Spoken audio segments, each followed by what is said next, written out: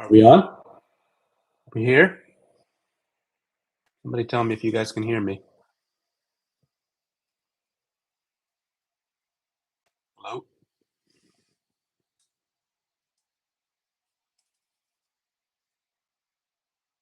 Are we on delay? You guys seeing this? Oh man, my kids tease me when I use their language. Chat, what's up? Oh, there we are. Okay. You guys are seeing me. All right. So this is going to be way, way, way low production quality. Don't hold me to much. Um, Here's my face. Low. Yeah. For most of the time I've been here, I had a beard actually, guys. So this is just a little scruff now. Uh, the beard got a lot of gray in it as I got a little older. I'm hitting late 40s, guys, so older probably than most AMC holders. Uh, Couple fun things. So first of all, I'm an Oregon boy. Grew up here. You guys kind of know that. So the Dodgers is not really connected to here. That's a family thing. I just grew up rooting for them. And then actually, I've told you guys I worked for Nike, went to Tokyo a bunch. So I was like, what am I going to wear? And I couldn't find the shirt I wanted to wear. But I'll break that out in another live or something. But this is one of my favorite old Nike shirts. Had this, gosh, I probably had this 15 years or something. It's got some holes you can't even see, but you can kind of see. I got this in Tokyo, so this is kind of cool, like the sort of Japanese looking kind of thing. Maybe nod to Satoshi and all that. You guys know I've been getting into Bitcoin, so that's kind of cool. Thank you to all who are here. Honestly, I don't have a ton of prep. That's the nice thing about the videos that I record, right? It's like I can put my thoughts together and be more organized. So probably I'm going to be here, there, and everywhere. But you know what's funny? If you follow me on X, I kind of talked about this recently. I um, I was going for a walk the other day, and I was like, man, why have I never watched Kitty's videos? And so I was checking it out, and I was watching, I think his first live also from 2020. And I mean, he was just going through spreadsheets and sharing a thesis and all that kind of stuff. Now look, I'm not trying to compare any of us to him. He's way more advanced than all of us. But I was like, you know what? He jumped in and he just shared his thoughts. And so I thought I could kind of do that with you guys. I am probably going to have a hard time following the chat. So nobody please feel like I'm ignoring you. I'll try to check it every once in a while. And I did think, honestly, you guys are going to have to help me if I run out of topics, or I'll just shut it down and we just won't go long. We'll see. So I made myself some notes here. I thought I'd share a few things. Let me get the screen sharing. And here's the other thing. I have like a 5-year-old computer. So if you're hearing the fan or anything, sorry about that. It runs hot. And then the other thing is it may be slow here and there, but let's try to do this. Give me a second. I'm going to share this screen.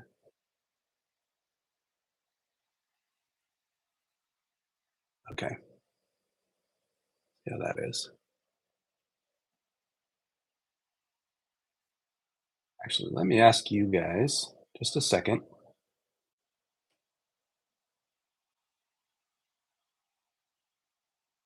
Okay, yeah. I guess I can see it on mine too. Um, let me, so hang on here.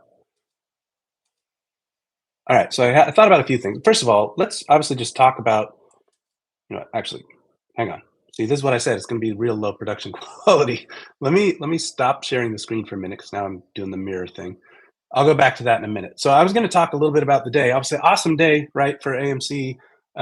Gosh, what were we up? Like 22, 23%. I ought to have known that. See, that's the point. I told you I didn't prepare a whole lot for this. I just figured I've got this. Actually, it's my brother-in-law who's kind of also my best friend, or maybe one of a couple best friends. And um, I'm friends with his dad, who's also a Dodgers fan, and his dad likes to say, I got this saying from him: "You throw your shoes over the fence."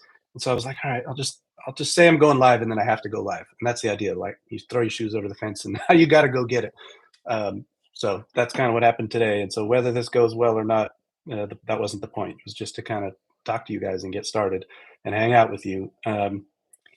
What were we up? All right, 23.77%. Probably some of you guys said that. None of you is going to believe what I'm going to say, but yesterday, and I posted this on X, I literally was just kind of as I was falling asleep last night, I was like, it'd be nice to be at 401 tomorrow. Boom. So I delivered for you. I put on X like, hey, any of you want me to pick a new price for tomorrow? I saw some fun ones. We'll see. Maybe tell you what, I'll write one down and I'll have to have a way to prove it. Maybe I'll take a picture, and the picture will have digital proof of the date. We'll see if I can get it right for tomorrow again. That would be fun.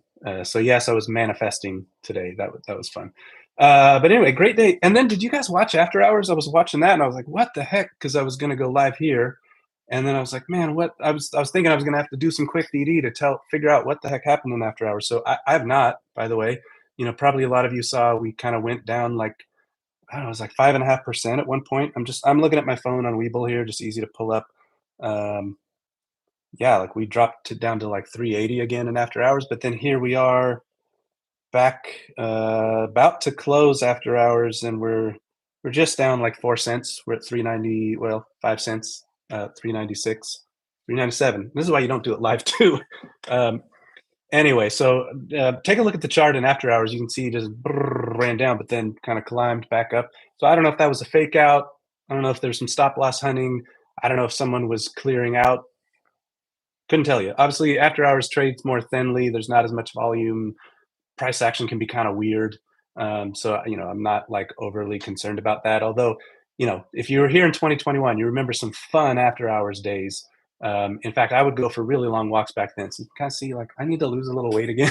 But in 2021, I was in really good shape, and I would go for these long walks, and I would end up walking by my AMC, like, and it's a ways from me. So I have one of these great memories. It was like we're up like 40, 50% in After Hours, and I was literally walking right by the AMC as that was happening.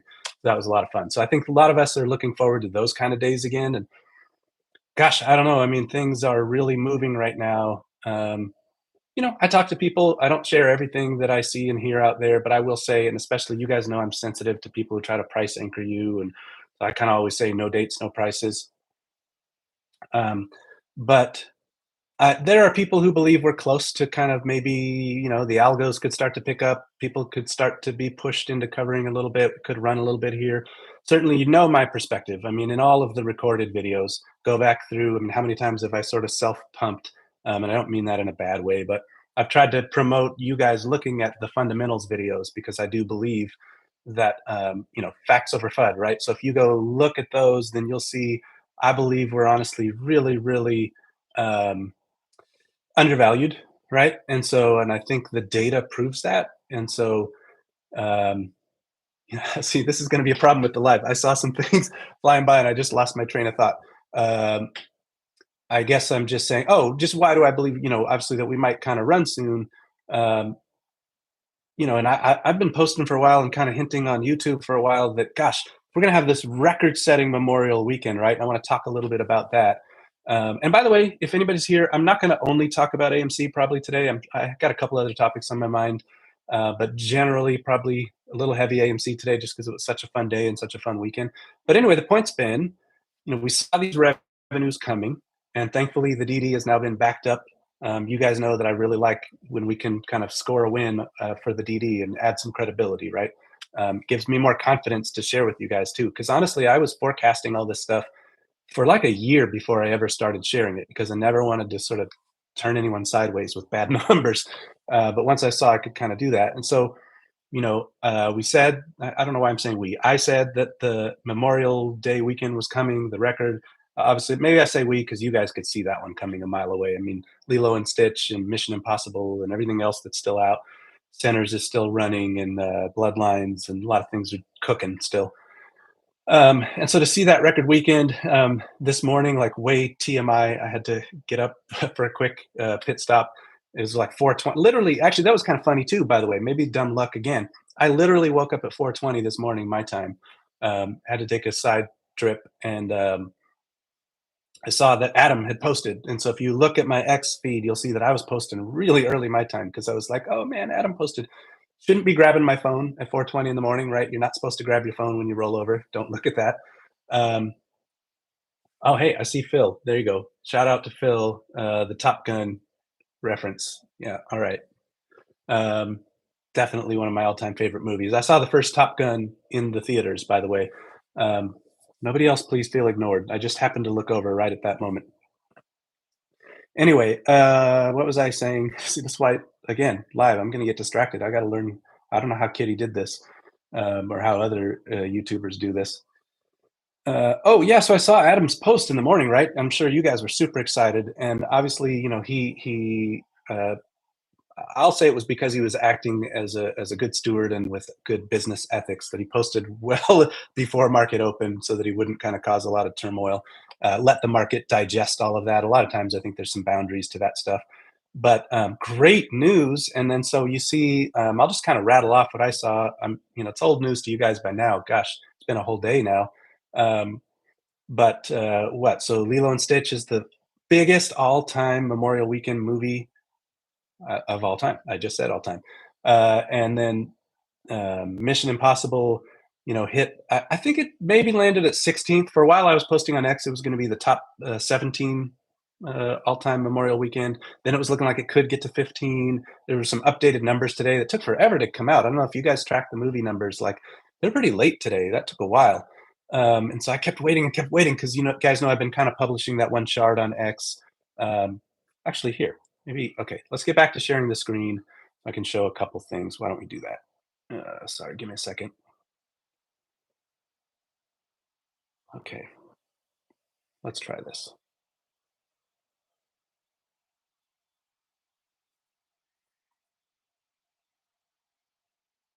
All right. So Frodo's in the house. Just saw that. Man, you guys know. Hot take. Actually, probably not that hot take. I think Sam is the main hero. I'll explain that someday. Okay, so I'm gonna go. I want to just find because I posted. Actually, you know what? Here, duh, I've got that in one of these spreadsheets. I don't have to go to the post. Um, these spreadsheets are a mess too, guys. After watching Kitty and he had his automated and more organized and all that, I'm like, dang, I need to do some work here. But you see, I just have chart after chart after chart.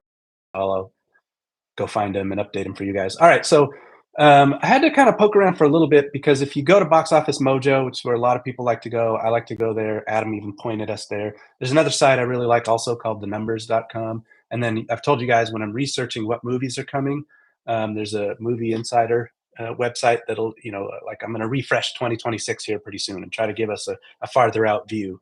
And, go there and find out what movies are out there.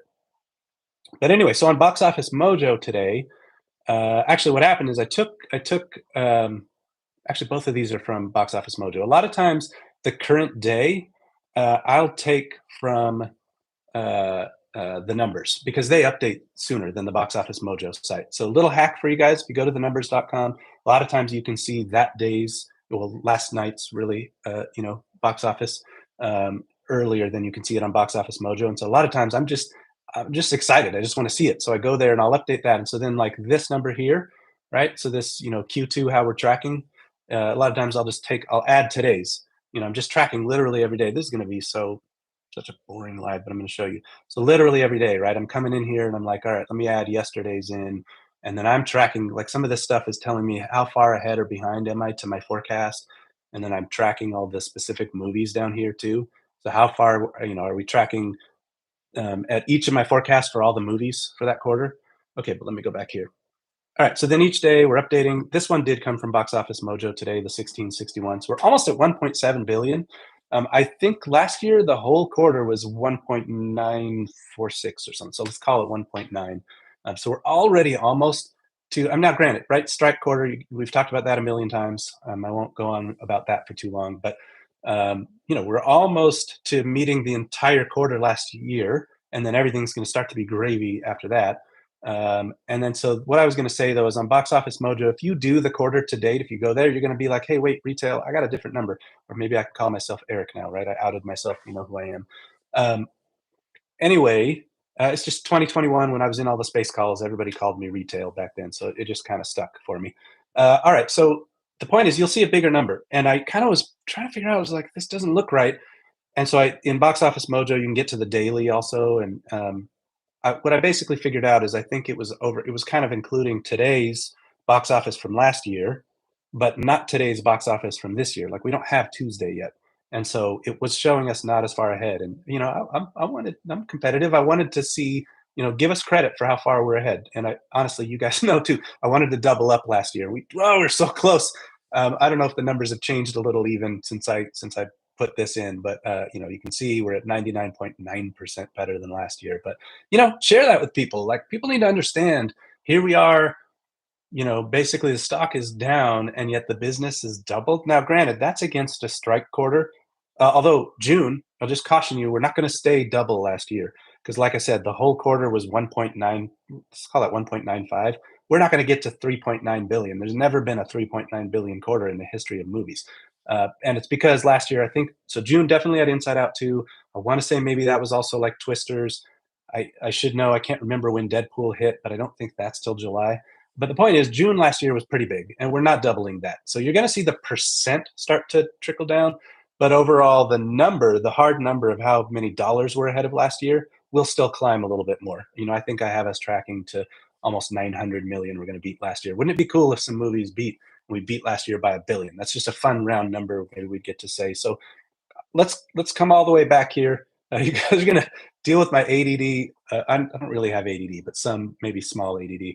Because if I do a presentation for you, the slides guide me, and then I just riff off the bullet points, and they keep me on track. Today, I'm gonna be all over. Um, I don't know. I was talking about the record quarter and all of that, and just having a great quarter, and maybe we'll just leave it there. So then, obviously, right? The just compared to a strike quarter last year. But if you go back and you look at some of the other years, we're still going to have a fantastic year. If you didn't catch one of my recent videos, I kind of owe the community an apology. Not, I mean, hopefully you all are like, hey, it happens. But I had some numbers, and it was for Lilo and Stitch that I was double counting one cell, and I was like, ah, crap. And so I had to take some numbers down. I mean, Lilo and Stitch is still huge. I have a huge forecast for that. But I had started to tell you we could track towards 3 billion. I'm not there anymore, so I apologize if I kind of overhyped anybody. But still, guys, we're going to have huge profits this quarter. I'm still tracking above 2.8 billion. Let's see. Let's actually. Why don't we just go over, right? And so we know. Let me let me just hide one thing real quick because I don't feel like arguing about. You know what? I don't care. Here, it's fine. I'll let you see it. I need to work on just not worrying who sees what. Oh dang! I'm between two monitors, and I just had a spreadsheet get stuck between them, guys.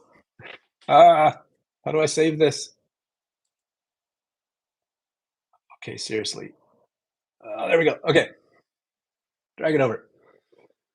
Uh, let's just go down here. So let's look at the dates. Here's what I want to bring you over to, right? So, actually, here I can just hide a bunch of columns. Uh, you're all screenshotting this and getting my numbers, and then we'll argue about it later. And then these columns don't matter either. This was a whole. I was trying something real funky with attendance because the last year when we had, remember Twisters and Deadpool and some other stuff was. Oh geez, this isn't working, guys. Anyway, what did we have? We had all the like suburban attendance, right? So it was Q3 of last year that we had that attendance dip. That was the first time, gosh dang it, that I was off on the forecast. I'd been beating Wall Street. I think I actually still beat Wall Street, but I was still way off for you guys. And I'm not gonna lie, that one was a gut punch because I thought we had real big profits, and then we had that attendance dip. But we've talked about that plenty. I'm not worried about that. But so I was starting to try to figure out how could I kind of dial in the attendance based on maybe some of these movies, like Sinners is more urban because it's more of an adult movie. It's a rated R, and then obviously like Lilo and Stitch. And by the way, so one thing you'll see is I don't actually forecast all the movies. So you can see I just forecast most of the big movies, and then I've told you guys many times. See this line here? I don't. Hopefully it's big enough for you guys. Maybe I'll even just make this bigger. Um, geez, I did the same thing. Uh, there we go. It's those two pluses. It messes me up every time. Um, okay, so there is a row here: miscellaneous surprises and untracked. I just have a big bucket, and then I do like the Phoenicians scheme is coming out. Right? For example, the Materialists is coming out. Just had Hurry Up Tomorrow. So I still track them all, and I kind of look, and I'll have a big bucket of other. It's just because I don't want to have 80, 90 movies that I'm tracking and forecasting every single one of those and ticking and tying like, oh, this one's down by a million and this one's up by 5 million.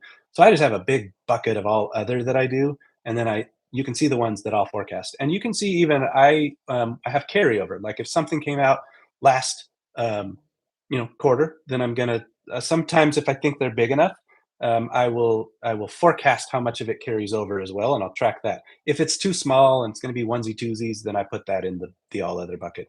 But here's the point, right? So we have had such a great quarter, and I don't know. While we're here, I'll give you some examples. Like Legend of Ochi, I got that one wrong.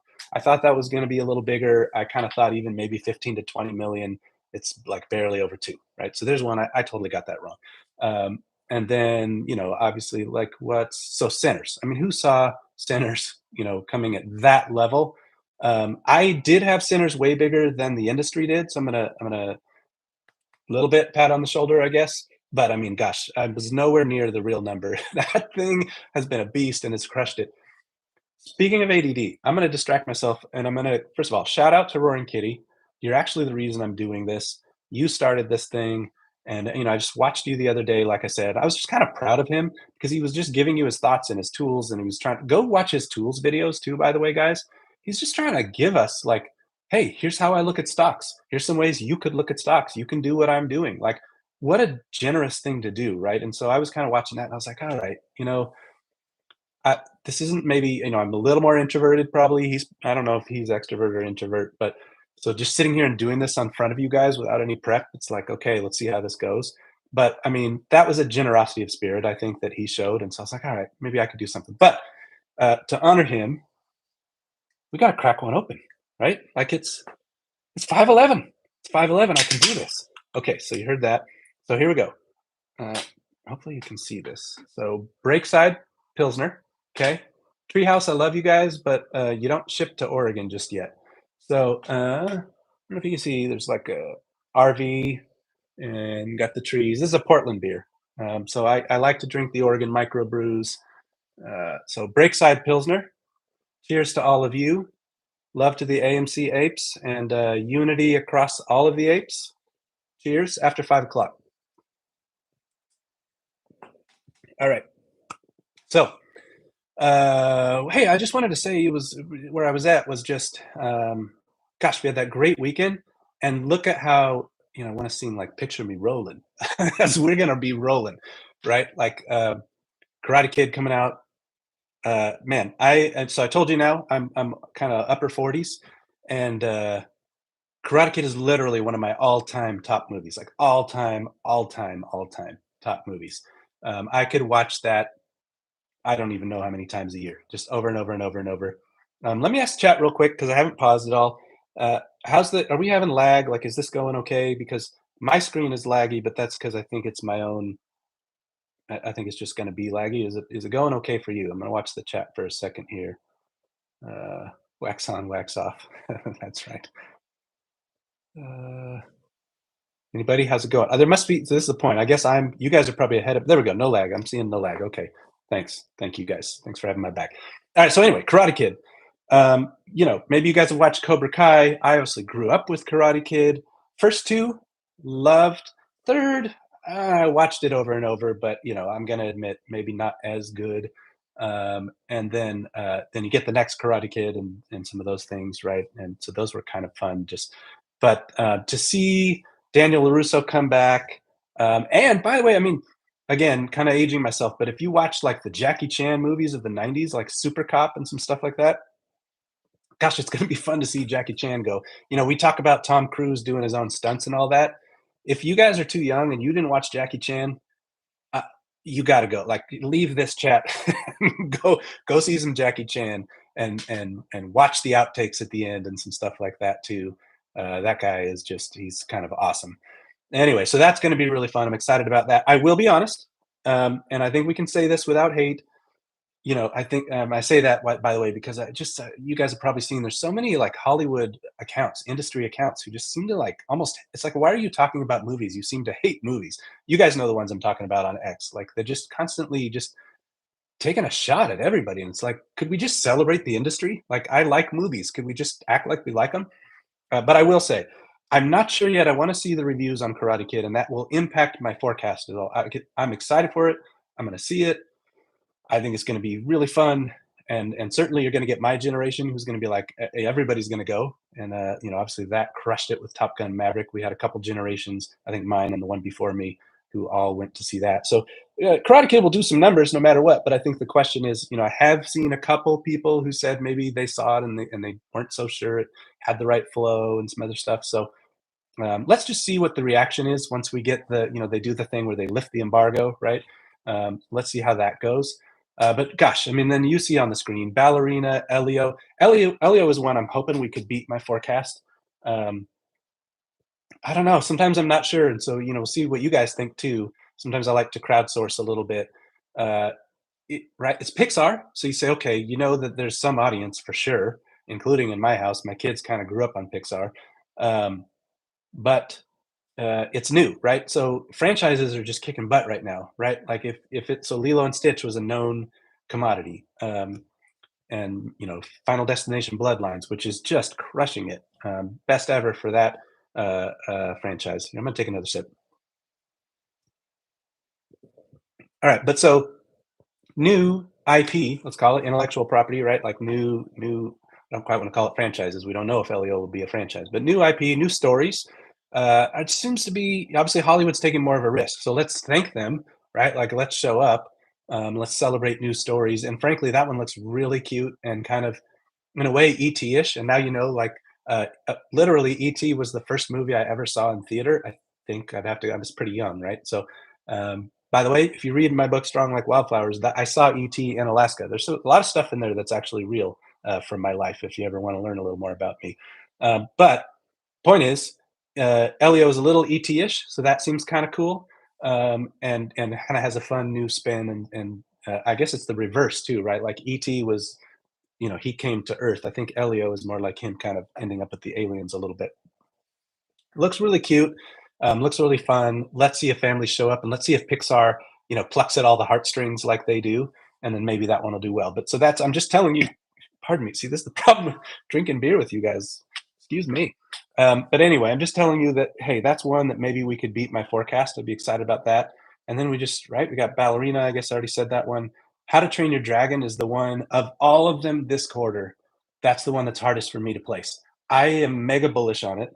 I will tell you. So I have three kids, right? 19, 17, and 11.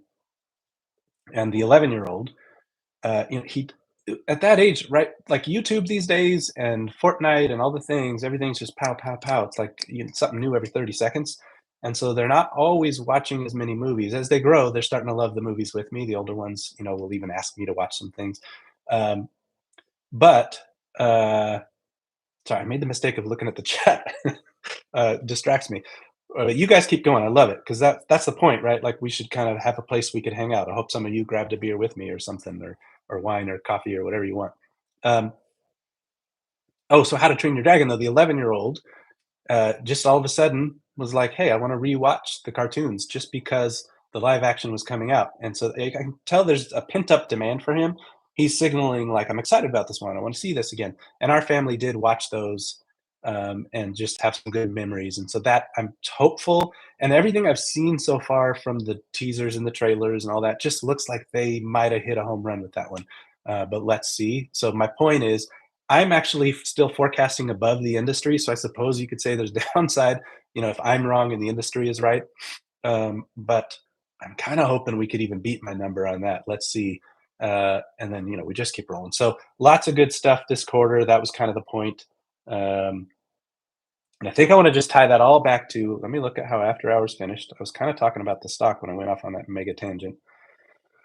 Oh, what did we end up closing After Hours? Looks like 399. We were real close to being flat in After Hours. So nice to see. Weird dip. Like I said, don't totally know what that was yet. I haven't done any DD, but basically closing flat in After Hours feels pretty good.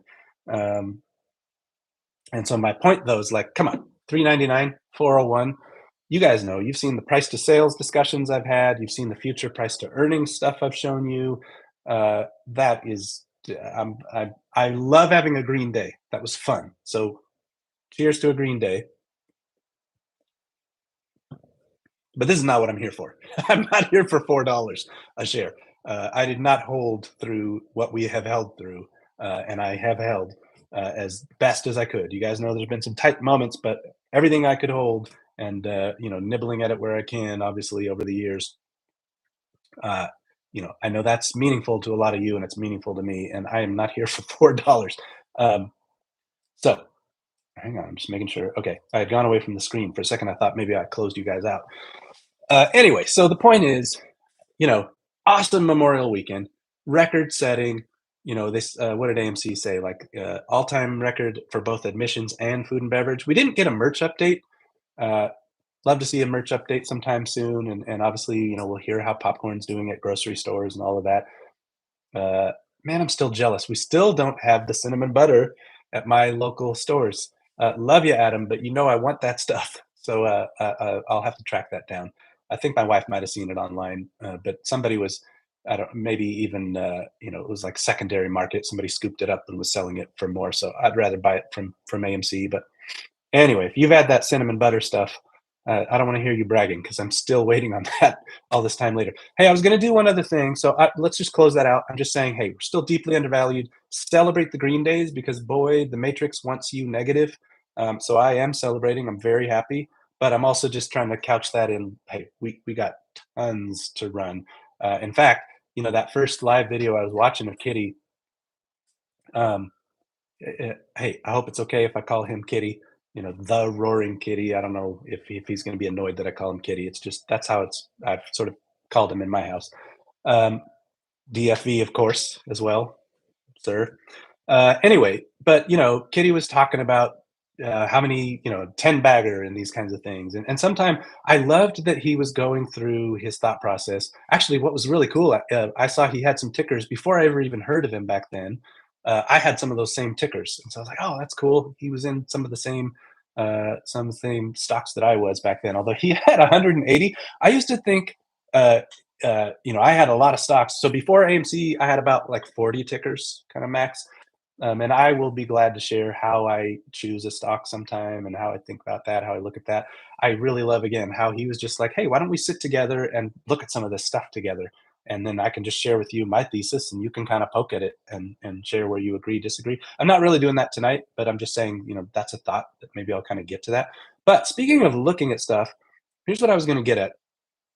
You guys will remember, because I put this in like a million videos, um, the AMC debt over time slide, right? And so I was thinking, you know what? I haven't updated that for 2 quarters.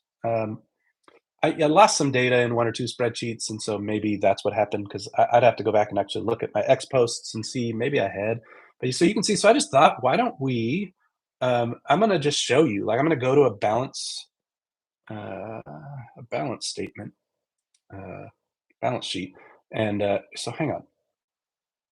I'm gonna go find this. Here, actually, here, I'll just do this where we can do this together, okay? So, so I like going to the Edgar SEC website, right? And here's where I'm like, man, shame on me because I watched Kitties and again, watch those tools videos of his. I mean, he had everything automated. I was like, all right, fine. You're a whiz kid. I shouldn't call him a kid. He's not a kid, but you're a whiz, and I'm not there. So I spend the time. I did vibe with him, kind of talking about being lazy, and that's honestly laziness is the mother of invention in some ways. Like that's someday I'll tell you the story of how I actually I'll just tell it now. I never told you guys. So I was at Nike 21 years, which is cool. But actually, as an undergrad, I started out as a chemistry major, and then I was like, these labs are boring. Like I was literally making chemicals in a 4 hour, like I was cooking. Forgive me if any of you is into chemistry. I should have not shared that quite that negatively. But for me, it wasn't working. It wasn't clicking. And I was like, am I going to be a pharmacist? Am I going to go work for an oil company? And I was like, that's not my thing. And so, halfway through my undergraduate, and I guess the other thing was I've shared with you guys I was a runner. So I ran cross country and track like Kitty, but he was faster than me. Um, but I wasn't studying enough. So there was like a Calc 3, because there was going to be a physics class that had calculus all worked in. So for you engineers, you geniuses, you Michael Saylors of the world, like you're like, oh, you don't be a dummy. You should have just studied. You could have done this. But the point is, I didn't have the habits back then, and then a lot of my time was given to exercising, be in shape for competing and stuff. And so I was like, I got to switch degrees. I'm not going to finish this chemistry degree. So I switched to psychology. So my undergraduate is in psychology. which ended up working out great because there's a lot of statistics, a lot of numbers and statistics still in that. Like I took a couple, basically at least two, pretty much statistics classes. But here's the point: I didn't have any business classes as an undergrad, and then what happened is we were getting married, and of course, it turns out to be right at the '99, the dot com, bubble. So I've been married since '99. There's another thing about me. Anyway, and so I'm old, guys. I'm older than most of you. Anyway, so I'm like, we're going to get married. I got to go get a job. And so I was just, temp agencies, knocking on doors, applying everywhere. It's old school. Like this is back, you would even look in a newspaper and stuff. Man, I sound old. And so you just literally beat the street and try to like knock on all the doors and see who had a job. And so that's what I was doing back then. And then what happened was this one temp agency, I could type fast. And so they were like, hey, there's this job at Nike. It's only 1 week, but because you can type fast, they want someone to do data entry. Like AI is replacing all of this now, right? So this is where it makes me sound really old. But so I show up and they hand me this stack of papers. Gosh, this is a boring story. I don't know why I'm telling you this now. They hand me literally a stack of papers and they're like, enter all this in the system. And you guys, I hated that. Like, and so I figured out a macro. That's what I was getting to. So that's where I get Kitty's mindset of like, I don't want to do this stuff over and over and over. So what happened was I figured out a macro, like recorded my keystrokes, and then just I smoked through that, stack of paper. And then they're like, hey, why don't you come back next week? And that turned into 21 years. And so I don't know if you're younger and you're out there. Honestly, my mindset at the time was just, and it was kind of from running too. It was this thing of like, just give your best, like whatever you're at, just give your best, and let the results kind of shake out. And so that's what I did. It was boring as heck, but I just pounded away at that stack of paper with the macros. And then they asked me to come back, and then they asked me to come back, and then they hired me. And then I was like, along the way, okay, I got to go back and do some business classes. So that's why the MBA. And then a few years later, Nike partnered with Portland State for a little while. And so at a steep discount, I got to go get a master's in supply chain. So now you know more about me on that. Let's stop talking about me because that's really boring. All right, so 10Ks and 10Qs on Edgar, right? So I am going to go look. I want to pull them both. So let's get to the annual report first. Hopefully I pulled up the right one. What I'm going to do is I'm just going to live update those last 2 quarters of what's our borrowing, and we'll just track that. This is going to go so badly too. You don't drive with people watching, right? Like especially especially if any of you who worked in business or maybe I don't know, just in groups where you make a presentation. There's nothing worse than sitting in a room with like 5 or 6 people and you're making the presentation together. It's like, no, don't type that, change this, word that different. Ugh, I hate that stuff. I'd rather just do it on my own. Oh man, this is just taking forever. Maybe we'll okay. So let's just all right. Where are we at? 67 of these. I should have. This is why Kitty, by the way, and I'm gonna try to practice using AI. Here, you know what'll find this faster? Let's call it consolidated zero. Oh, consolidate. That's why. Can you see me squinting? That's what. So I have glasses that will correct for the nearsightedness. The contacts. I wear contacts all my life, but now that I'm getting older, got to have kind of both nearsighted and farsighted. All right. So consolidated balance sheets, guys. Someday. So I'm not going to go through this too deep right now. Someday I'm going to make a video. I've said that forever, and I promise I'll get to it. I'm going to go through how I read balance sheets, how I read income statements, or sometimes you guys have heard me call it P&L, profit and loss, P&L. And that's just because at Nike, that's what we called stuff. Like, you'd even have a P&L owner, like who owns the bottom line basically for a business segment. Um, anyway, so I will go through, and what I'm going to do too, though, I'm going to do it for more than, I'm not just going to do it for AMC. Like maybe I'll look at GameStop and show you, because one thing too is companies that sell product, you can watch inventory move through the pipe, basically, if you learn how to read like from period to period. You can kind of watch inventory going up and down. You can watch like accounts payable and accounts receivable and cash and different things. And so you can actually watch a company like, let's say, as the Switch 2 is coming on for GameStop, right? Which, by the way, shout out to all the GameStop apes. I'm sure you've been tracking those Switch 2 numbers, like kind of all-time record numbers for a console. That's very, very exciting to see. Besides, well, let me not get too far down the GameStop track right now because I'm talking AMC. But I think we're going to have to celebrate, the Bitcoin strategy. We're going to have to celebrate the switch to, rollout. That's just really, really great things coming, I think, for GameStop. Okay, so what we want to look at here, and here was something else. If you had followed me on X, hey, actually, let me do one more tangent.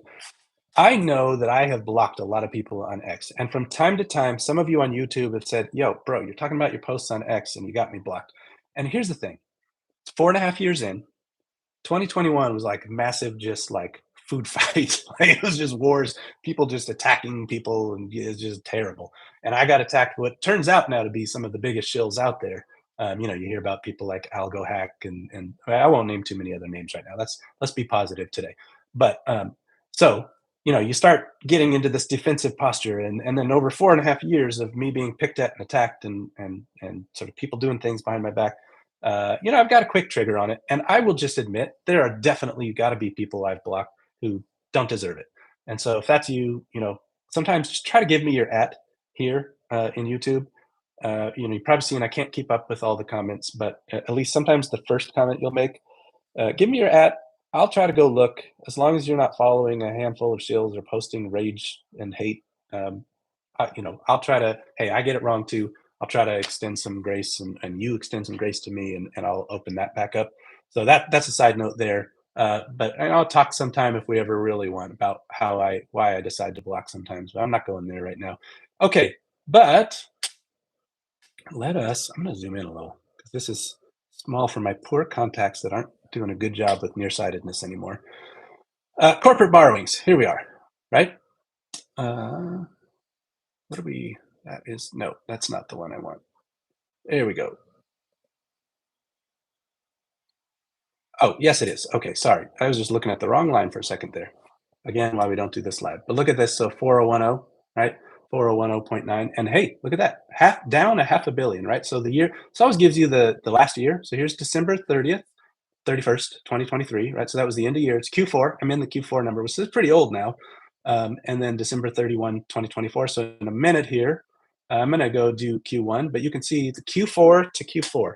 So comparing the same period year to year, we had gone down. The guy's paid off $500,000 in debt year over year, right? So that's very awesome. You've heard me talk about value creation, and you know that it's really clear to me every time AMC flips debt to equity. So when we flip debt for shares, some of what we paid down was through shares this last year, right? Some of it was through cash, some of it was through refinancing, some of it was through shares.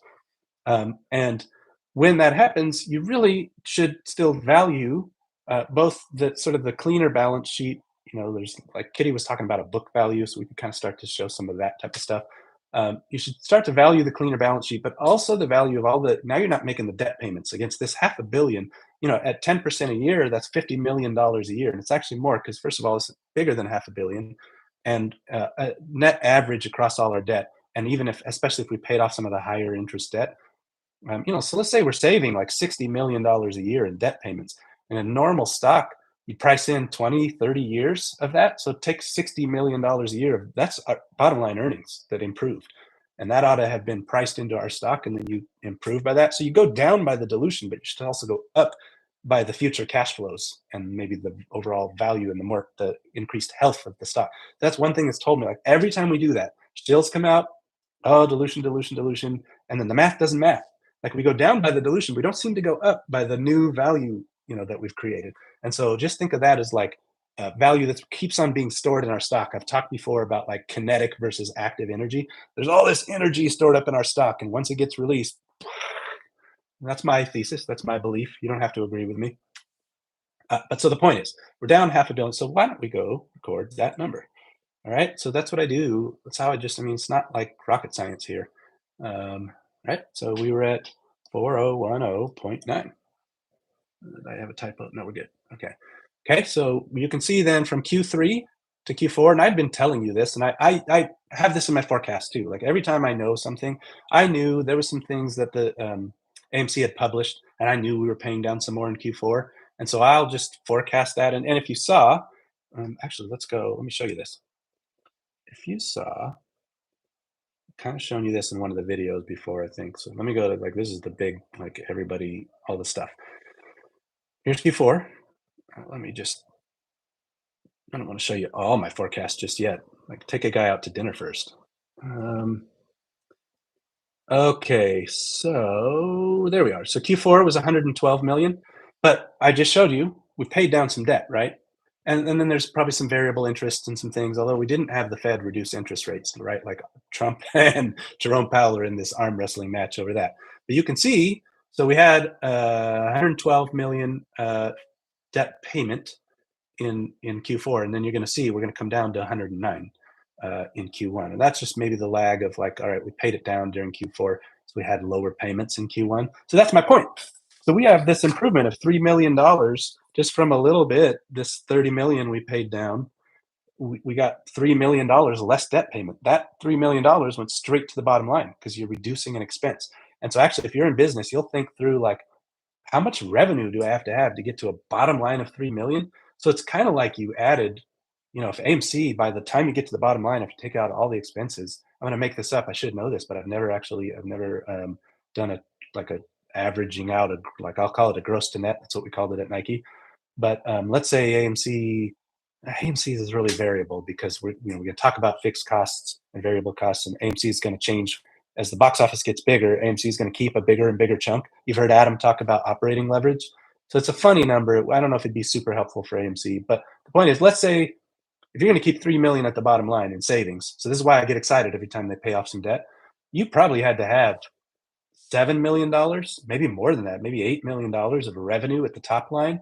And the thing is, for AMC to get $8 million at top line, we, oh gosh, our global revenue is around 30% often. If you take the box office and multiply it by 30%, you kind of roughly get, um, actually, no, it's bigger than that. I apologize. It's bigger than that. That's for just one of the lines. That's kind of for our admissions line. The point is, like, let's say it's even half. You'd have to have like a $16 million movie. So the point is, just paying off that little bit of debt this one quarter is like adding a $16 million movie at the box office every quarter. All of a sudden, boom, even without actual new movies, we got that much more earnings every quarter. So that's why it's kind of great to see the debt paid out. So why don't we go? Let's go grab that Q1 number before I just bore you guys to death. So now we need 10Q. So 10K is just the yearly, right? We get our yearly. Cheers again. 10K is the yearly, and then 10Q is our quarterly.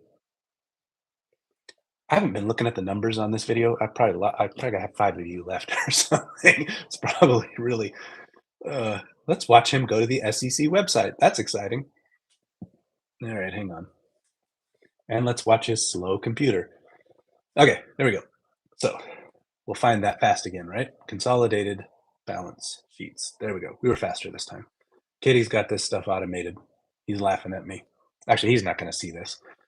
All right, so there we are. Corporate borrowings. There we are. Okay, 3975. Hey, I was excited. So I'm remiss. I always do the scorecard right after the earnings. That earnings call, you remember, I was really giddy that day. I was very, very excited. And then honestly, I've just been real busy. I had a business trip since then, and my wife has had this mega cold, so I've been kind of dad and mom in the house for 2 weeks. And so I haven't done the Q1 earnings review, like it's kind of an after action review, you might call it. And so I needed to. Oh, by the way, I do have hair, and I'm showing that because I had an itch. I needed to scratch my head real quick. I don't know. So yes, the hat is not hiding baldness. I have hair, but it's definitely hat head today. All right. So anyway, I had not come here and done this. Usually, what I do is I'll show you. I take the entire balance sheet, and I mean, so what you're looking at here is the income statement, right? This is all our income and expenses, and you can see actually this is where I was annoyed. I had done all of this, and this is another thing he would have automated. I got to use AI and start automating this, but I go and fill everything in, and then there's even a couple of these that you won't find on the Edgar site. It's so weird. AMC's on AMC's site, if you go to the investor relations, there's a couple little things like free cash flow is going to be one. I got to go. I'm pretty sure it's from that file. I have to go get that from the website, like PDF, and then everything else I get from the Edgar site. So just the point is, I update this, I update what you saw. The other spreadsheet I'm in is our cash flows over time. So then I kind of update what's our cash and what's our debt and all that stuff. But so what you're seeing me real time. I had hoped we might be around 4 billion, or get under. We made it well under. So that's really great. And so now what you're seeing is you can see quarter to quarter, right? So here's the 3 month. Often you can find if I was to go like, does it say on here? Somewhere it's going to say how many pages. This is like 100 pages or something crazy. So, but the point is, gosh, we went from that 4010.9 to the 39.75. So guys, I should have been celebrating this. So I'll post this on X tonight or tomorrow. That's a milestone. Like, cause let's go back and look at the in the past. My axis here, right? I only went down to 4 billion. We're off the chart. So, right, we're gonna have to go like format axis. Okay, let's go lower. Let's go like 3,900 or well 3.9 billion, right? But you guys know what I'm saying. Wow, this is slow. There we go. I think the computer's getting hot. The fans are running. Okay, so now we're gonna have to go update the chart. So tomorrow you're gonna be able to tell everybody and say, "Suck it, shills. We have continued." And so you know how I'm always telling you guys too, like how we paid down debt, quarter after quarter after quarter. And I'm always like, I make up the number now because it's just been so many years. But I'm always like, oh, we paid down debt like 14 out of the last 16 quarters. Well, it's this stuff that I'm talking about. Look at this. So here's from Q4 20. We were up at 5.7. I think we may have had, maybe that was the highest we got. Maybe that was the highest. But you can see, up at 5.5 for a while. I remember Q2. That's when I think Q1 or Q2, Adam went on CNBC. And I remember the moment. I watched that one live and I remember him saying, like, bankruptcy is off the table. Totally remember that. It's a good memory. And then I think AMC just went, poof, and you guys all remember 2021. We had some fun. But anyway, just like look at how it's going down. So okay, yeah. So Q2 21 is when it went up. But that's probably when he's like, hey, we got the financing we needed. We're going to survive.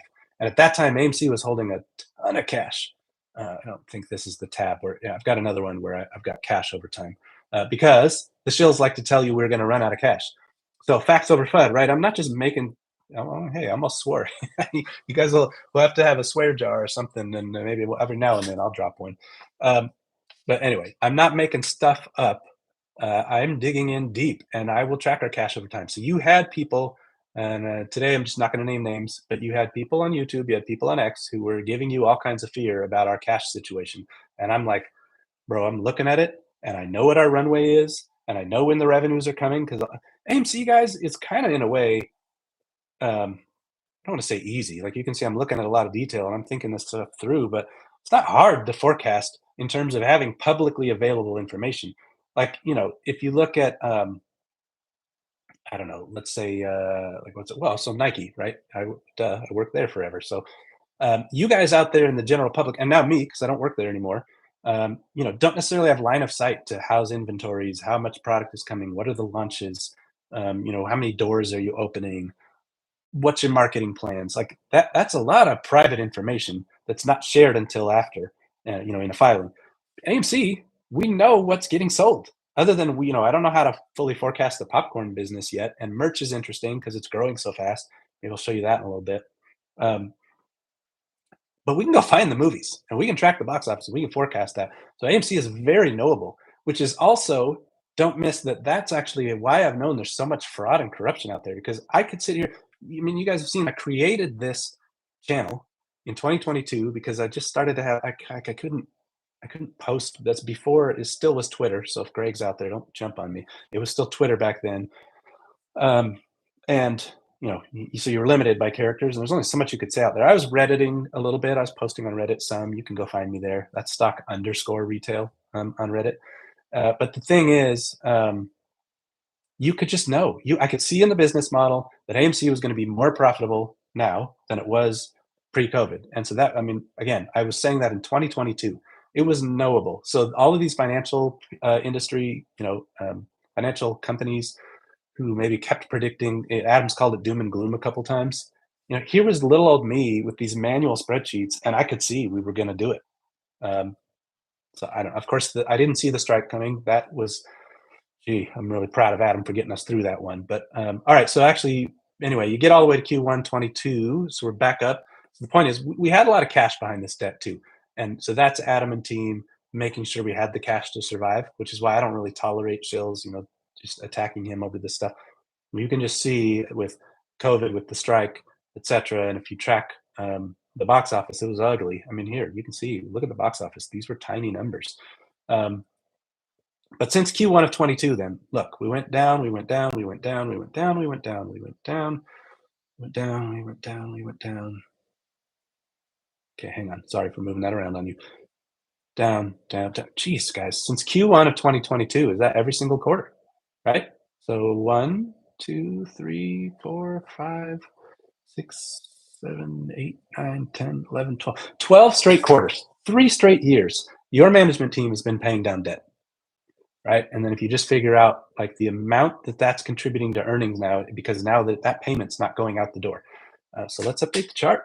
Let's be happy about this. And then when I post this, I usually put that little orange line, right? Because 4.9, I'm pretty sure was actually, I don't have that here. 4.9, I'm pretty sure was the number at the end of 2019. When we all didn't know what was coming at us in terms of COVID. Select data. All right, here's another boring thing to do. All right, QRS, right? Let's go 2 more. Dun-dun-dun-dun! All right, so there we are. Look at that. And so sometimes too, like, I don't know, I like to look, I don't mind a little PR too. So like, for example, sometimes if I post this for you, there's a little hack where I'm giving away some of the secret sauce. Like if you were to squeeze that and make it taller or something, it starts looking real steep. Right? So let's not cheat it too much. But the point is, down, down, down, down, down, down, down. Right. So doing great. You're going to see. So then what happens here? Let's this is how it all ties together. Right. Now go back to expense forecasting.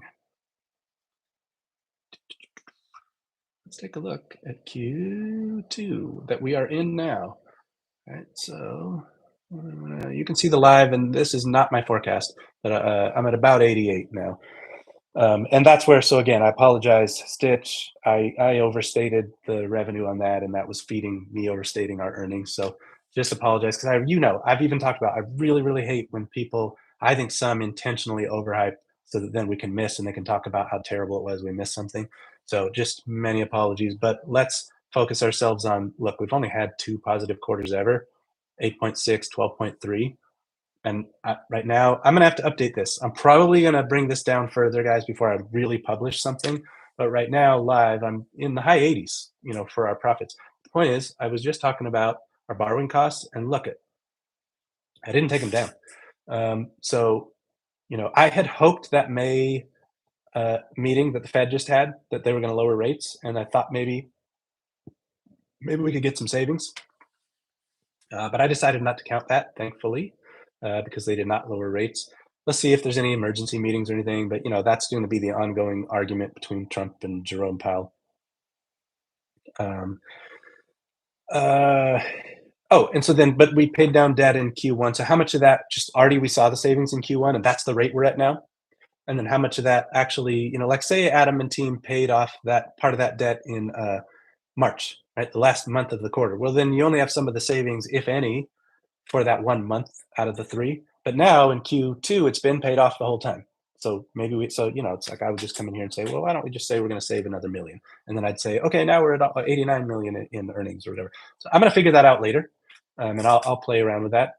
But so there you go. So try to tie a bow on the first, how long have we even been here? Geez, an hour. God bless some of you who are still here. So awesome weekend. Awesome day in the stock. Yeah, maybe we're getting some night trading. Are we getting any night trading yet? Looks like we're still maybe kind of down. I don't know if there's even really. We'll track that later. That'll be boring for you to look at me looking down at my phone. Awesome day celebrating business results. right? So that's not hype. That's real results that are driving us. And you can see right now, my box office forecast is at that 2.82. Let's hope that maybe there's some upside to that. You know, and I won't go into that again. But anyway, wherever we land, you know, even if I'm way off, I don't think we're going to see that attendance kind of blip again that we had in Q3. I've talked to you guys about that. I did a video. I don't need to go back to that.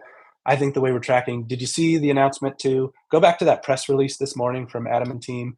It was 7 million people. I want to say in the 4 days. Somebody check me sometime on that. It could have been in the 5 days. So it's either Thursday to Monday or Friday to Monday. There's 7 million people who came to AMC. So actually, I wanted to show you. So like, you know, right now, my whole forecast for the entire quarter is only 73 million people at AMC, Odeon, UCI, and some of those Nordics. 10% of that we just got in like 4 days. Maybe it was 5 days. We got to check that. I need to go back to the press release. But we got 10% of my whole quarter in terms of bodies coming in these few days. So I like to think maybe there's a shot that I'm, you know, if I'm being over conservative with the attendance, then we're going to see some more money. We're going to see a lot more money. So that's exciting too. And so that's all I'm getting at. Like, hey, great weekend, great start to the quarter, um, lots to celebrate, great day with the stock, but we are still way, way, way undervalued by any kind of forward view. If we start having quarters like this, and now we start going forward, right? And I've told you guys, price to earnings, price to sales, are backwards looking. If we start looking forward, then our stock price today is just it doesn't match. It's not even close. And so that could, you know, get you real frustrated. And it's been a long time. I'm tired of waiting, but you know, I'm also not tired of waiting because the opportunity is to kind of keep um, you know, accumulating and adding value. And I know some who, you know, I've got some friends out there who are like, all right, you know, hey, for maybe relationship reasons or family reasons or whatever, some people are saying I got enough. But you know, for many of us, it's still the opportunity to keep adding to our position. And you know, as long I'll be very honest someday, like I'll value this stock and I'll say when I think setting squeeze aside actually. So probably I'll wait until after we have what we all believe is, you know, our big event or something. But you know, I like to be objective and be numbers focused. And so that's where maybe too I can do it in other stocks. And so we don't FUD in AMC and people can come up with their own numbers in AMC. But all right. So actually I had a few other things on my mind. We talked after hours, we talked about those records, talked about the AMC forecast. Oh, IWM. So I posted about that on X, but I know you don't all follow me there. Let's just go like IWM. Yeah, I don't really use Yahoo. IF, it could be SYF. No, yeah, SFYF is another fund. And those were, at one point, guys, those were shorted more shares than even exist were shorted. And I looked at this one today, 105. I swear that was 111. Trust me, bro. No, no, that's probably here somewhere.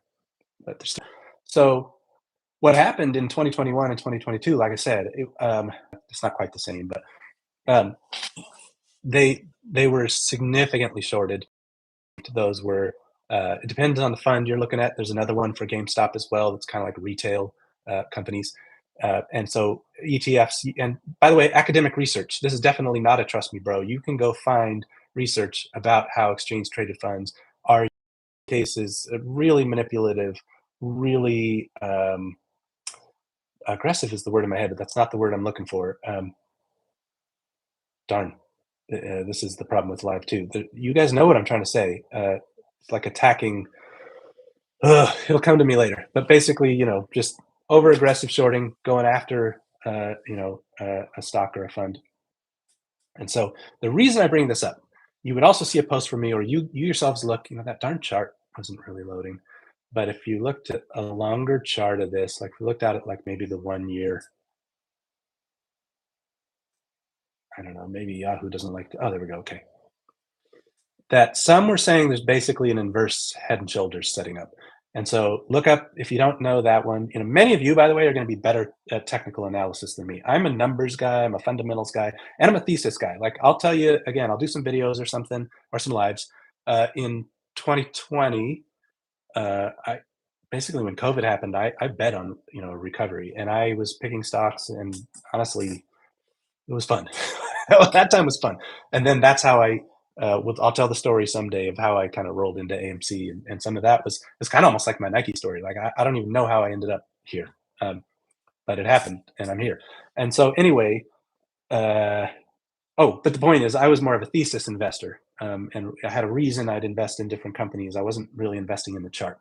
But some of you are like super, super skilled at charts, and so you could go kind of figure this out. But I saw some posts that looked like some good technical analysis that were showing like maybe we've got an inverse head and shoulders kind of setting up, which would be very bullish, right? So go research that chart pattern and what could be bullish.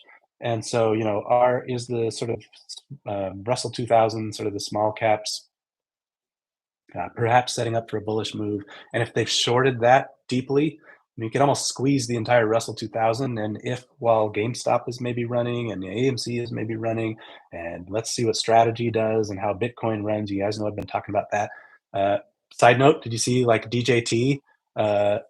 Is adopting a Bitcoin strategy. I think at one point I saw some numbers that said 3 billion. Now they said Bitcoin and crypto, but then I saw another number that said 2.5 billion, and it said Bitcoin. So I haven't done any reading on that. I always do DD, right? But um, basically, my point is, if some of these companies with Bitcoin on the balance sheet, if Bitcoin really runs, that's elevating the value of the company, and like a balloon or something, bringing them up.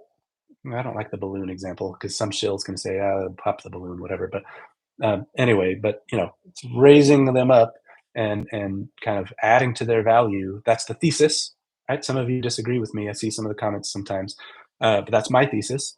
Then if the Russell 2000 and AMC and strategy and Bitcoin and game, you just start to hear shorts are starting to have a lot going on. That's a lot of plates to be spinning. So you know just it's going to get interesting perhaps, and so that's why I like seeing maybe this inverse head and shoulders, perhaps setting up. And I was giving you kind of the connection historically to AMC and AMC itself being shorted uh, through this ETF. So that's why that to me is connected, and why I'm excited about that. All right, so we talked about that. I lost a lot of you. Now I'm learning where to see the numbers. I lost like 30 people. You don't want to hear about IWM. You're like, hey, he's done talking about AMC. I'm out. That's fine. That's fine. Some of you will just see this recorded, and some of you it's just not the right time. Okay. Speaking of Kitty, I'm sure you guys know already, but just a few. I made a couple notes for myself. Like maybe you saw on X, he unpinned. I think it was one of his lives. I don't remember now, but he had a video that was pinned forever. So he unpinned. He has. I don't think he has a pinned tweet right now. And so the pizzeria. By the way, huge Futurama fan here. I have watched the entire series twice over. That's when he posted that. I was like, yes, Futurama. I knew the episode right away too. I remember that episode. Um, that was kind of fun. And although I still don't fully know what he means by it, I've got my own hunches. There's a few things I took from that, but he's kind of a master encoder. And so if you're trying to be a decoder, sometimes that's hard. I don't always get him, but I try. I try like the rest of you. Anyway, so I think that's just at the top of his feed. There's no pinned tweet, but right. So that means the cat is blinking its eyes. It's awake. Um, and he, famously he unfollowed Ryan Cohen. By the way, my take on that, and it's one guy's take, and I'm not deep in the GameStop community, to say the least. You guys already know that, but certainly watched it over the years, and rooting for you guys. But my take is actually that's not negative. I think there are signals there, and you guys in GameStop have talked about, oh, it's been exactly 9 months, and is the baby being birthed, and some other stuff like that. To be clear, I'm not talking about BBBY. I'm not going to get into that today, but I'm just saying in general, is there something new here? And that could be the Bitcoin, strategy. It could be Kitty kind of signaling some new things going on. I don't know. He's going to have to speak for himself. I'm not going to put words in his mouth. Um, but so that's interesting. But my point is, I didn't take it negatively. And if you did, that's fine. Maybe your tinfoil's better than mine. Um, and then, but he did. So he unpinned his tweet. He unfollowed RC, and then you saw maybe it was just kind of coming out uh, over the last sort of kind of dayish that he had unlocked this achievement on Reddit, and so he had that banana achievement unlocked. And some people were kind of saying, "Oh, the last time that happened, GameStop ran pretty hard." So that's very interesting to watch too. So just interesting to watch, Kitty kind of waking up. That's I guess I was going to talk Bitcoin for a minute, but then you know what I'm going to do? I'm going to try to watch a little bit of the chat. Dangerous to see if I can, walk and chew gum at the same time and drink beer. Hang on. There's a lot what I could do for those of you who tried to stay and the numbers still dropping. I'm gonna have to learn how to do lives and how to keep you interested. For those of you still here, we'll just see if there's a couple topics you want to kind of cover. I'm not gonna do like an. I guess it is kind of an ask me anything, but I'm gonna be probably selective and just kind of pick and choose what I'm ready to talk about or what's interesting. So forgive me. I don't mean to like ignore people and pick favorites or anything, but so maybe you start thinking about a few things you want to talk about. But I'm going to talk Bitcoin for a second. If for any of you who track that a little more deeply, I posted so Bitcoin conference is happening, right? That's a big deal. Senator Lummis is there actually, and so was sharing like maybe you guys saw. She was saying today that the bill is coming to the Senate floor. So the Bitcoin reserve bill is coming to the Senate floor. I want to say she even said tomorrow, but I don't know. I don't know what day. Anyway, very, very soon. And so we're going to start to see progress on this on the Bitcoin reserve bill. Um, I guess I can't totally follow the chat. Save your questions.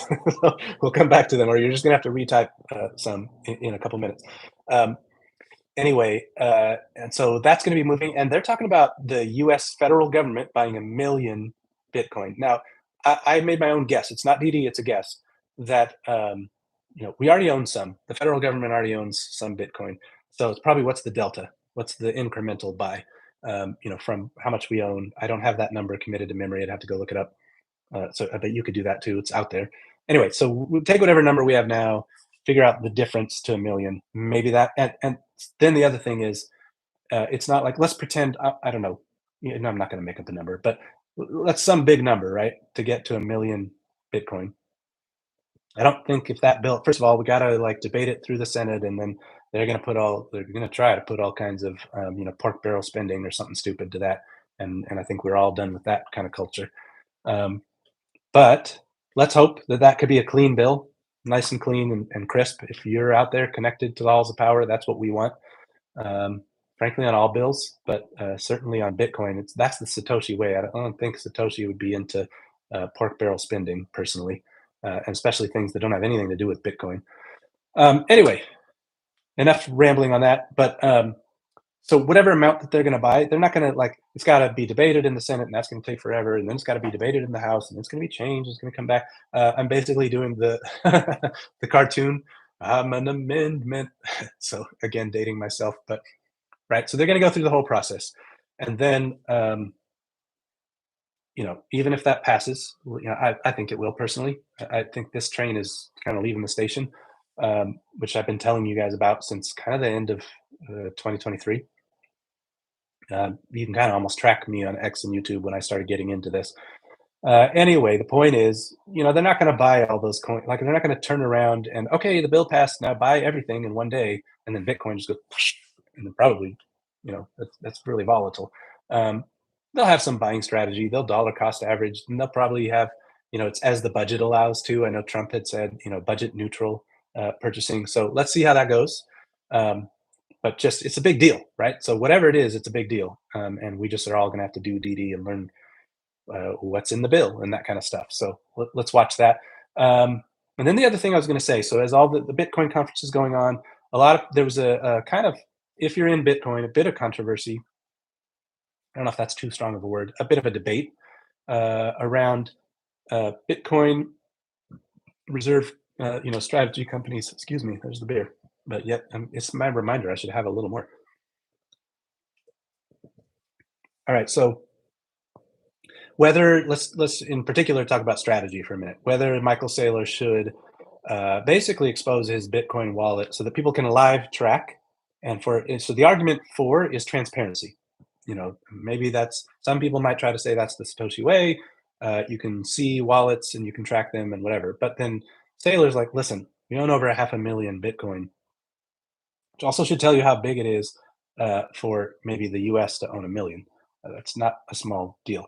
And so Saylor's saying, talk about an invitation for attacks. right? Now, I've long been of the point of view that Bitcoin is incredibly safe. Think about your PIN number for your bank, like your ATM. You have 4 digits, right? Go look at Bitcoin sometime, the amount of digits. And I posted that on X. There's like a nice meme that shows that, 101101, because your ATM is just like 1010 or something, uh, basically, right? It's binary. That's not quite true. There's 10 digits really, 0 to 9. Um, but you get the point. Like, I got 4 digits that I can pick 0 to 9, or I've got, you know, um, Bitcoin's insane. Um, so it's very secure. And I won't get into, there's a lot. We got to unpack all of that. So maybe we should dive into that. Shout out to some of you who've even kind of said, "Hey, you've started to do your own DD." That was my path on Bitcoin.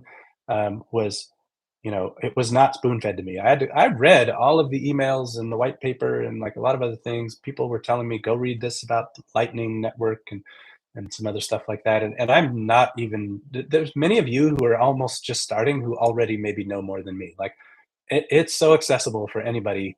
Just spend time. I like how Saylor says it. He's like, you'll spend thousands and thousands of hours in a job. Like, spend a little bit of time just researching this, because I do see a lot of people who push back on me on Bitcoin haven't necessarily done the research. And so then you're like, "Oh, why do you even have a point of view?" It's like, it's reminding me now. I'm really rambling, but one of my kids, when they were little, decided they didn't like ice cream. Only, of course, they'd never tried it. So I'm like, how do you? This classic with kids, right? How do you know you don't like this? You've never tried it. So why don't you try it first and then come back to me? Anyway, so you know, with your Bitcoin, try your ice cream. Like, go do some DD. If you still disagree with me, all right, as long as you keep it respectful, we can argue. But I'm of a pretty strong point of view. You guys know that my kids, well, my oldest is in Bitcoin, and the others, my daughter's going to get a summer job here, so I'll make her put some in. So, I believe enough that my own children are getting in it. All right, but so the debate is: should Sailor show the wallet address? Should he lift his skirt? Kind of a thing. Sorry for the crude, analogy, but anyway, he's saying no. He's saying no, and so at first I was like, "Oh, well, that's interesting." He knows a lot more than I do. That's an understatement, and I do respect him. And so I thought, well, okay, so why? And so there were some people who I respect and who know kind of infinitely more than I do in this space, who said, "Listen, again, he's exposing himself to being attacked. There's not a lot of good that can come out of it. They're already audited. They're posting their holdings, in the quarterly filings. Um, so there'll be a lot in the Bitcoin community who will very much disagree with me. I'm just going to, be transparent about that. What I didn't like, though, that I saw was some were kind of in a way like attacking him and trolling him over that. And I was remembering, like, in 2022, I had to go look up when it was, and I posted this on X. But in 2022, um, you guys know the FTX meltdown. A lot of stuff happened, and Bitcoin went south for a while. And Saylor was almost margin called. He was almost liquidated a couple times, or at least according to the news, right? So this could be kind of a sensationalist. And I even found a news article from CNBC, who's not our favorite, right? They've got a lot of times they've trolled us in AMC, but they were posting basically, first off, comparing his, like, they kind of tied his company back to the dot-com bubble. And so that was like, why are you talking about that here in 2022? This is one of the companies that survived. Like, that's dumb to tie them to the dot-com bubble of 1999. So you could just see how the network was working against him. And I kind of feel bad in hindsight, because at that time I didn't know much about Bitcoin. I almost knew nothing about Sailor. Like, I didn't know. And so then I was even being, just internally, I wasn't posting about it, but I was a bit judgmental about him. And since then I've learned, like, so just think about, you talk about HODL, like what he went through during that period, and now the advocate he is for the Bitcoin community. Like, honestly, if there's anybody who deserves a little bit of, like, let's trust the process and watch what he's doing and follow some leadership. I understand. I've touted the benefits of, decentralization. Right? There's a little more kind of democracy to that. Like, it's not like there's just one elevated leader and everything they say goes. That's the point of decentralization, right? But on the other hand, there are people who've earned some trust and some respect, and so he is one for me. So that's what I was posting about today. So my point of view on all this: should he expose his wallet and all of that stuff? Uh, you know, I'm gonna just trust him for now and his point of view on that, and we'll watch that develop. So that's all I was sharing on that. All right, so what do we got? What do you guys want to talk about? Because otherwise, maybe we call it, right. Like, I'm looking at, so I'm just seeing there's a live clock. Hey, 121. There you go. That's kind of a fun number. Um, I see some of you are laughing about the lifted skirt. Maybe I shouldn't have said that one. Yeah, stock retail after dark. I see you. That's funny. Oh, Hycroft.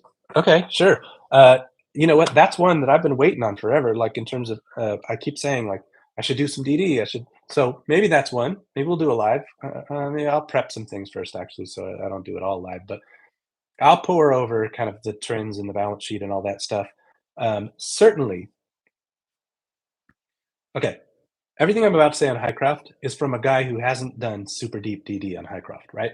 Like you would see a long time ago, I made a chess video basically of I called it the pieces. Right. So some of you will remember that video. I want to say that one's early 23, could even be late 22.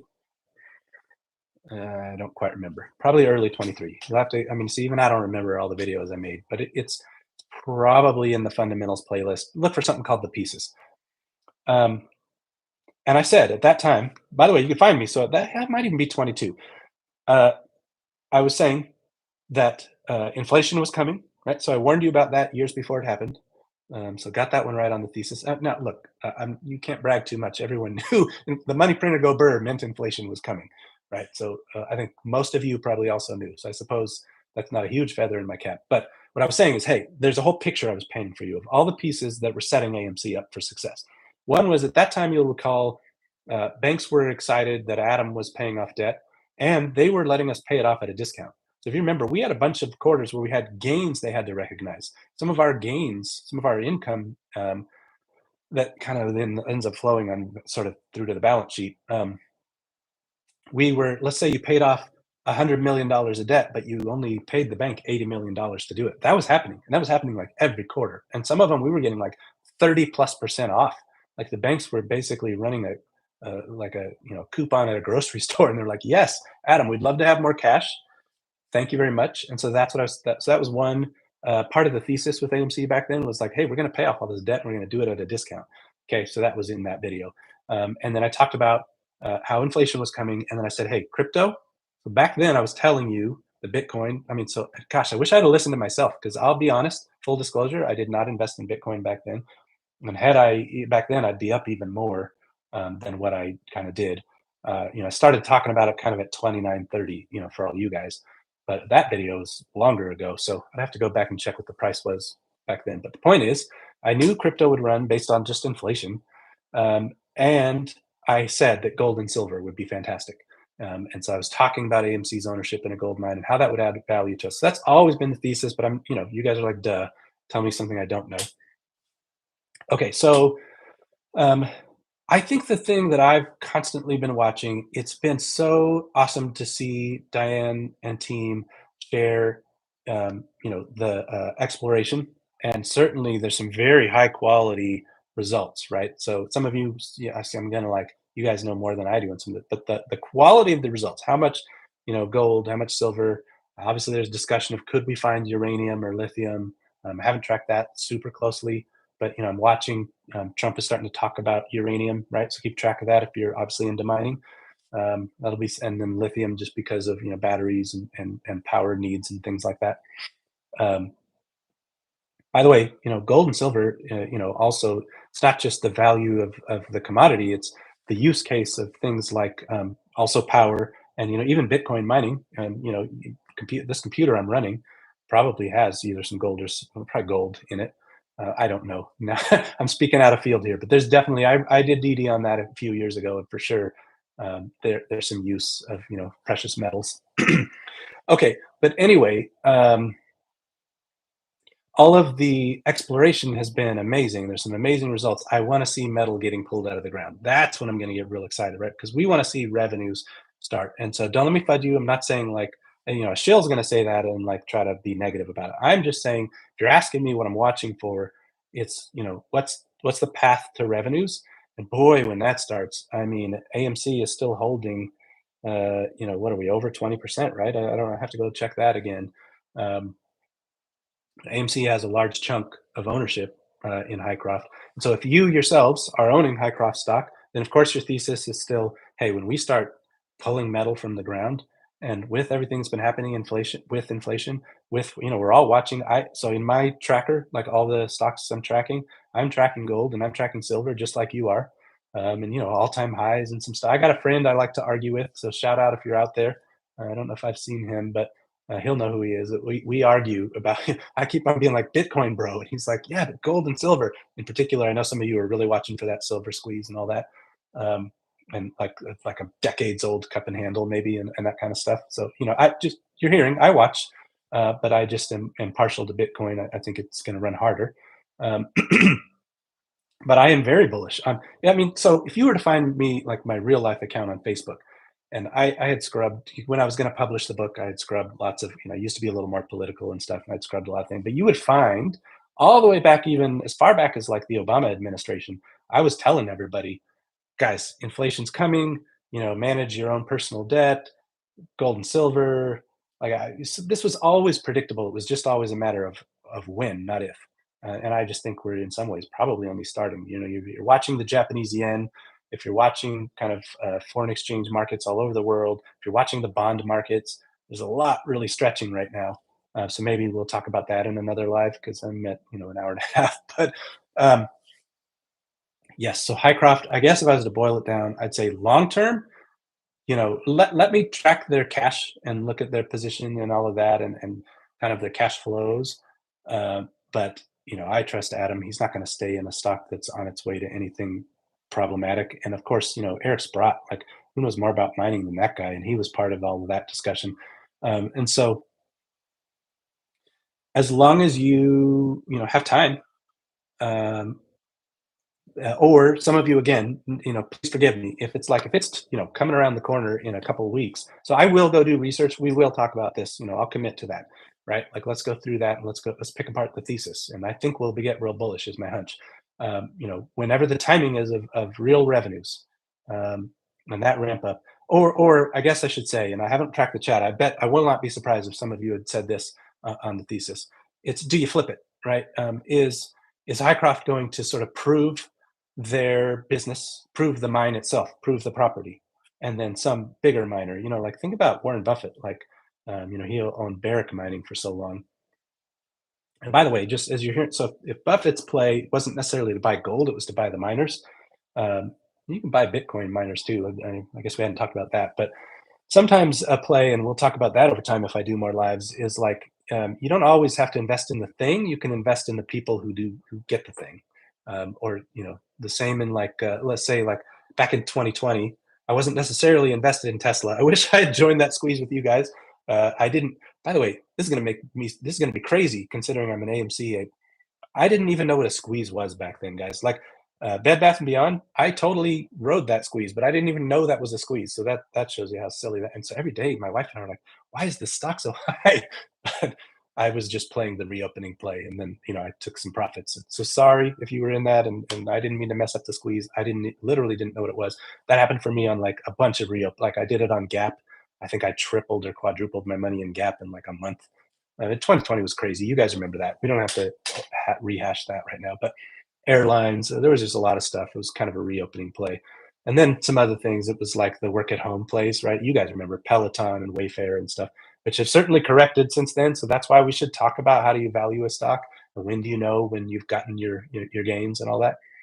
Okay, but I went way off of Hycroft. Oh, so I was talking about, do they prove the land to kind of prep it for sale? Like, are you flipping? It's like house flipping.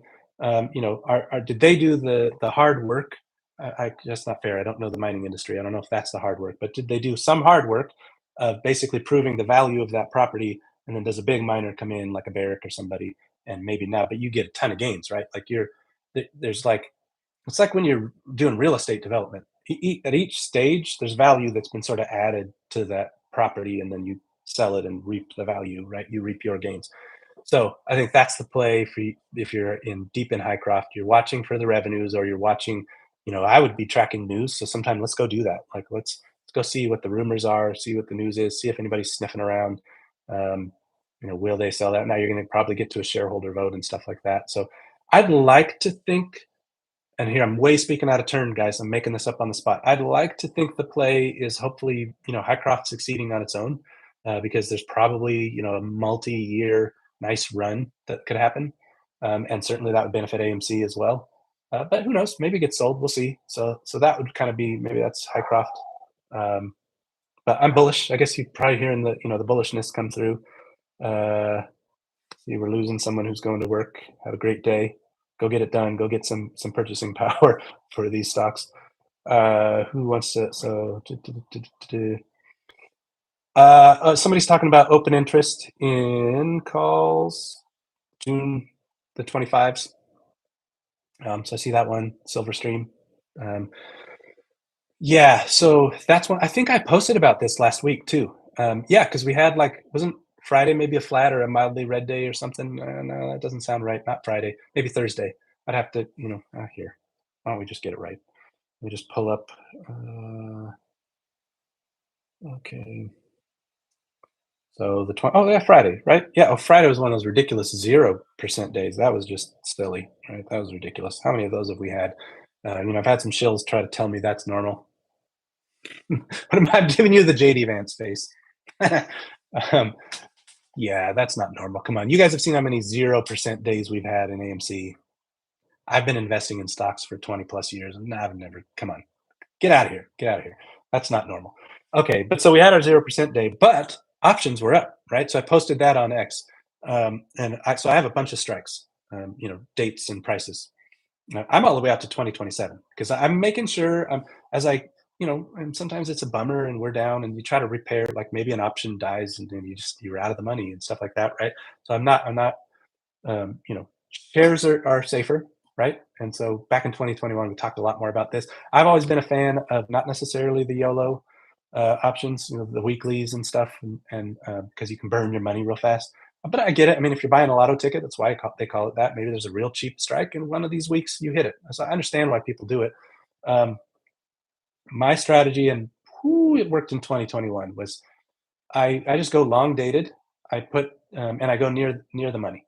Like right now, I'll tell you, I own a lot of $10. That's not near the money right now. I've got some lower ones too, but for example, I know I'm heavy like a $10 strike out in kind of some of the leaps. Right, so January 26th, January 27th, um, because I know how much money we're going to make, and I know what we should be valued at. But gosh, be careful, right? Like, be careful because AMC is not a normal stock. GameStop is not a normal stock. Strategy now, these are. I don't know. We don't have to have this chart up anymore. I don't. I guess I'll just leave it. But the point is, we're not talking about normal stocks here, and some of us believe there's a lot of corruption and manipulation and a lot of volatility, right? So then nothing is guaranteed. Let's just be really clear. Nothing is guaranteed. I suppose, guys, talk about being a rookie at this. Not financial advice for the whole video. Can we go backwards? Can we say, hey, whole video? I'm not a financial advisor. I cannot give financial advice, nor would I want to on the internet. Gosh, what if I get something wrong for all of you? I always call myself a dude on the internet. I can give you a point of view. I can give you my research, and you have to decide if it's crap research or it's good research. Um, okay, so let's come back to the options. Some of you will remember in 2021, and it's why. So one of you was talking about the open interest. Sorry, I'm just pointing at the chat on my thing. I remember being on a space call. Back then, I did a few more of those because I had kind of a circle around me that I trusted a little, and we kind of did some calls together. And I remember being on a space call. I think I was even a speaker on that one, and I can just say some of you will actually no, so I won't name names, but somebody who was pretty widely respected was hosting that call and had reached out, found someone who was like an expert in options. The expert came on. They were a little almost shilly, but it was just because they weren't an ape, right? And so sometimes we got to learn to be careful about our filters. There's a shill, and there's just someone who's they're not an AMC ape or they're not a GameStop ape, and so they don't look at it the way we look at it. They haven't fallen in love with these stocks. Like normally, you shouldn't do that. It's money. It's not personal, right? But um, for us, it's been a personal fight for long enough. So anyway, so we're on the space call, and this lady, she was a stock options expert, fairly big account. And I remember real time. So do you guys remember? I think it was the $40 strike. Someone can correct me, but that was June of 2021. So it's June again, right? So you guys are looking at these June calls. Hold on. Cheers to our big run in June of 2021. And those 40, it's either 40 or 41, and I think it was 40. those $40 strikes in June, probably June 20th-ish, kind of like this year, was mega, mega open, like huge open interest, just huge. And I remember real time, this stock option expert was kind of poo-pooing AMC a little bit, and real time gasped live on a space call. She's went like, oh, it was like, oh, I'll never forget it. I wonder if that's recorded out there. Probably is. Maybe I could try to go see. I know whose profile that'd be on, but it's probably not out there. But anyway, so the whole community just went crazy that day, right? Because we were like, okay. And I want to say that person even went and bought some because they were just like, what is happening here? So sometimes it can tell you. I do track the open interest. I used to track it heavily in 2021. You go back and comb my profile on X, and you will just find post after post after post about how many stocks closed in the money, and are people exercising. Sometimes a nice Friday close can turn into a bit of a Monday run too if people are exercising their calls. Let's talk about that sometime and what exercise, makes market makers go find shares to deliver into somebody's account. Of course, now we got to get into the FTD discussions, right? Um, gosh, we've dealt with a lot over the years, right? Like think about all the topics. I'm not even scratching the surface here on just all the topics we've covered over these few years. So if you're new here, ask around. Like there's just or go digging and go reading. I've posted a lot of this stuff on Reddit, or I've got old videos now and posts on X. Man, we dealt with FTDs. Actually, I've got a whole playlist on FTDs. Check it out if you want. So the point is, sometimes closing a lot of options, and so you get the gamma ramp, right? Like some people still believe GameStop and AMC in 2021 wasn't a real short squeeze; that it was more like a gamma squeeze. Um, it depends on what you believe in that. We could kind of have a whole conversation on that sometime. Um, but so yeah, I would track the open interest. Just look at a few weeks and look for somebody had posted a little while ago. I think you said the 25s. Um, so let me not overhype. Let me be careful here. I am not in any way saying, oh yeah, in 2021 the $40 strikes were huge and then we ran, and so these 25, like we're going to get to 25. Like it's not what I'm saying. But I'm saying you gather all the DD, right? We've been talking about AMC's business. Maybe we go look at short interest. Maybe we go look at cost to borrow, right? So we look at all the. I haven't done a squeeze video in a while. We should do that. So let's look at all the data points. Let's look at sentiment. Let's look at news. Let's look at business. Let's look at just how tight is it. One of the things I said, and I'm careful. I don't hype this too much because we just never know.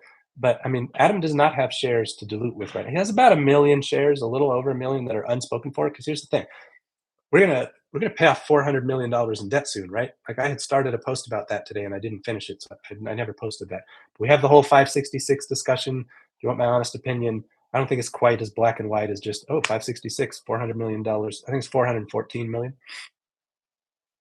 But something, I mean, Adam, we have the video. Adam talked about it, right? I just think I wonder if that's in a moment and then there'd be more nuance to that. But I also trust him. So, and you could see, I know I got trolled. Go back, you'll find a video where I said, did AMC just pay off $400 million of debt? That's from last August. So I called that debt payment because I saw it. I did the reading. It was in the filing. There's this debt for equity swap of the 414 million. And so that's what Adam was talking about with the 566 or 566, sorry. Um, and so I guess just once again, just find the people who do DD because I mean I already knew last August, and yeah, I think I hid the comments. Maybe I should leave some more of the troll comments sometime. Actually, I don't know. Maybe talk in the chat about whether should we. I hide a lot of the trolls because I don't. What I don't like is they try to sway sentiment, and in some cases even for the algorithms. And so I'm just sick of people using my space, like on X or on YouTube, to one try to make it feel negative to all of you guys, and then two kind of feed negativity to the algorithm. But sometimes you guys don't get to see what's happening too, and so I don't know. Maybe sometimes I should leave it out there. But that $400 million video where I said, "Hey, did AMC just pay off 400 million?" and I kind of talked about the filing itself, and then people right away were like, "Oh, this didn't age well." I'm like, choice words inside my head for that person, like, just watch. And so here we are, right? Like I'm right. And who told you last August, right? So sometimes I brag because of how much I get attacked. I don't. Let's be careful about ego here, but if you're getting attacked, sometimes you got to point at the scoreboard.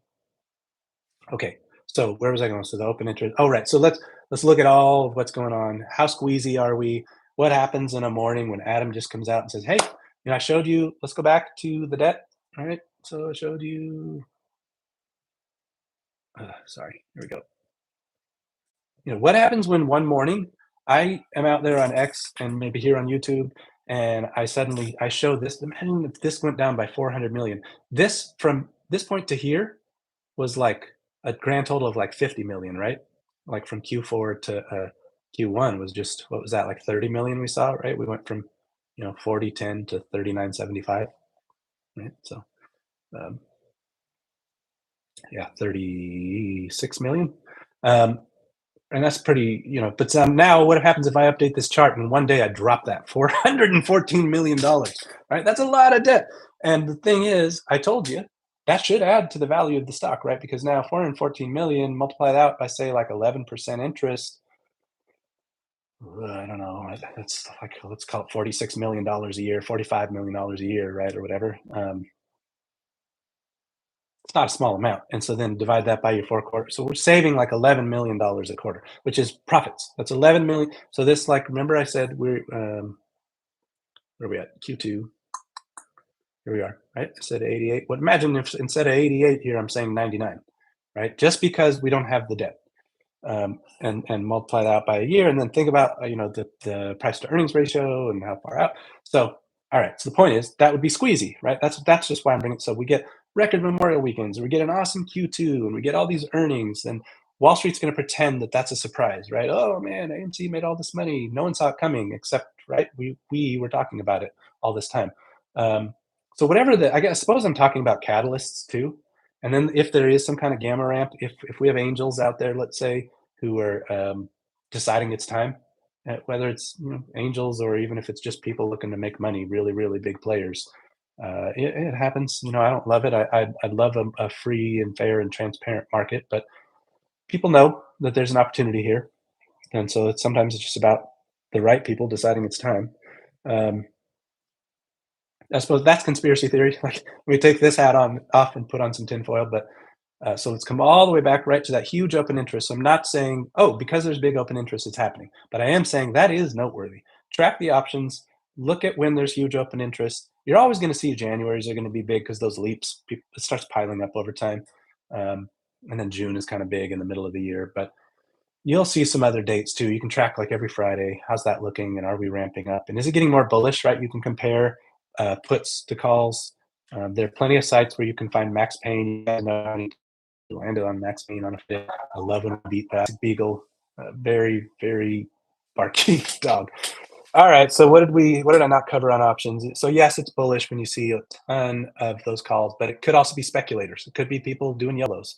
So I would just be, I wouldn't just say, hey, savings there. Like, right. Let's be thoughtful.